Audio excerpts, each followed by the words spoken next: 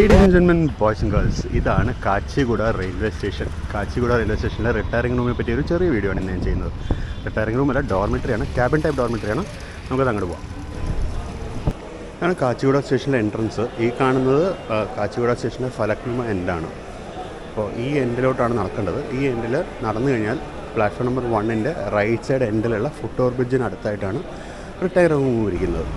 ഈ ഫുട് ഓവർ ബ്രിഡ്ജിന് തൊട്ടടുത്തായിട്ടാണ് ഇവിടെ AC dormitory retiring room ഇരിക്കുന്നതാണ്. ഇവിടെയാണ് റിട്ടയറിംഗ് റൂം ഉള്ളത്. ഇവിടെ ക്യാബിൻസ് ആയിട്ടാണ് പ്രൊവൈഡ് ചെയ്തിരിക്കുന്നത്. ഡോർമെറ്ററീസാണിത്, ക്യാബിനായിട്ടാണ് ഇവിടെ പ്രൊവൈഡ് ചെയ്തിരിക്കുന്നത്. ഇതാണ് എൻ്റെ റേറ്റ്. മൊത്തം 7 ക്യാബിനുണ്ട്, 2 ഡബിൾ ക്യാബിനുണ്ട്.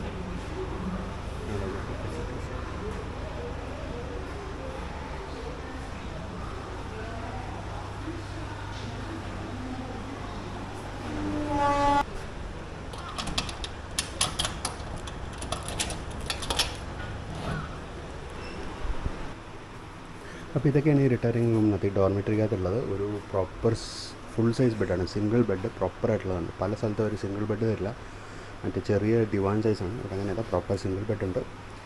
ഒരു സ്റ്റോറേജ് ഉണ്ട്. ഈ സ്റ്റോറേജിന് ഒരു താക്കോൽ തന്നിട്ടുണ്ട്. ഇതിനകത്തുള്ള സാധനങ്ങൾ സ്റ്റോർ ചെയ്യാം. ബാഗും മറ്റും പുറത്തൊക്കെ പോകണമെങ്കിൽ കാത്തി വെച്ചോളൂ. പിന്നെ ഫാനുണ്ട്, AC ഉണ്ട്, പിന്നെ ഒരു മിററും ഉണ്ട്.